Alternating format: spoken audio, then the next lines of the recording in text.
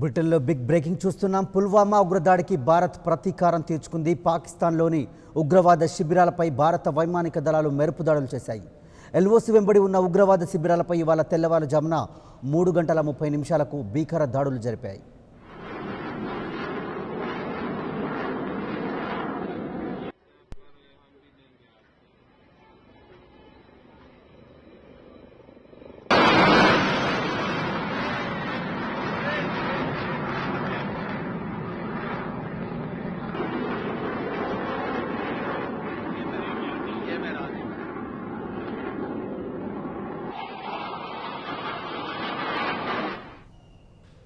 వెయ్యి కేజీల బాంబులతో ఉగ్రవాదులు శిబిరాలను ధ్వంసం చేశాయి.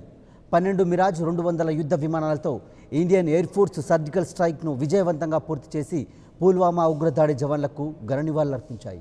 ఈ దాడులపై భారత రక్షణ శాఖ అధికారికంగా ఎలాంటి ప్రకటన చేయలేదు. భారత వైమానిక దాడులను ధృవీకరించిన పాక్ ఎలాంటి నష్టం జరగలేదని ప్రకటించింది.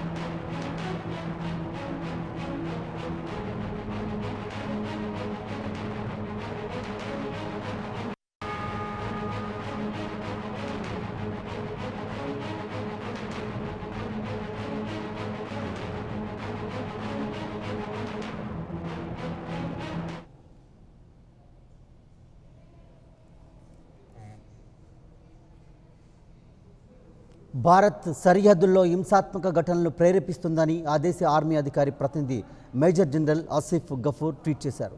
పాక్ వైమానిక దళం ఎదురుదాడి చేయడంతో భారత యుద్ధ విమానాలు వెనక్కి వెళ్లాయని, ఎలాంటి ప్రాణనష్టం జరగలేదని గఫూర్ స్పష్టం చేశారు. భారత్ వైమానిక దాడుల అనంతరం దానికి సంబంధించిన ఫోటోలను పాక్ విడుదల చేసింది. అయితే ఈ వైమానిక దాడుల్లో 300 మంది ఉగ్రవాదులు హతమైనట్టు తెలుస్తోంది.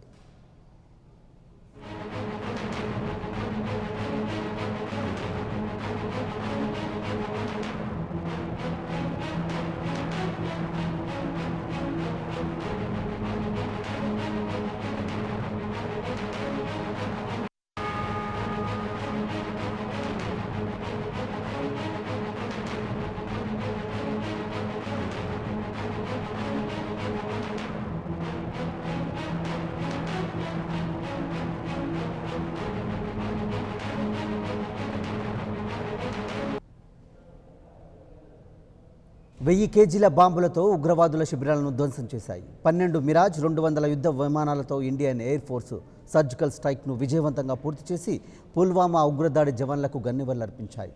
ఈ దాడులపై భారత రక్షణ శాఖ అధికారికంగా ఎలాంటి ప్రకటన చేయలేదు.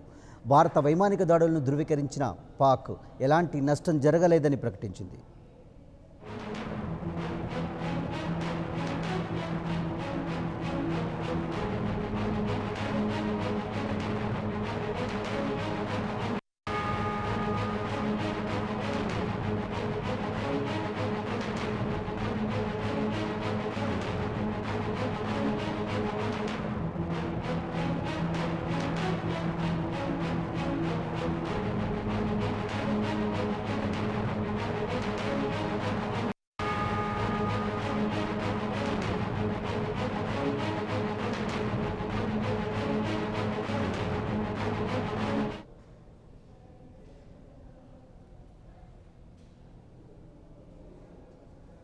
భారత్ సరిహద్దుల్లో హింసాత్మక ఘటనలకు ప్రేరేపిస్తోందని ఆ దేశ ఆర్మీ అధికారి ప్రతినిధి major general Asif Ghafoor tweet చేశారు.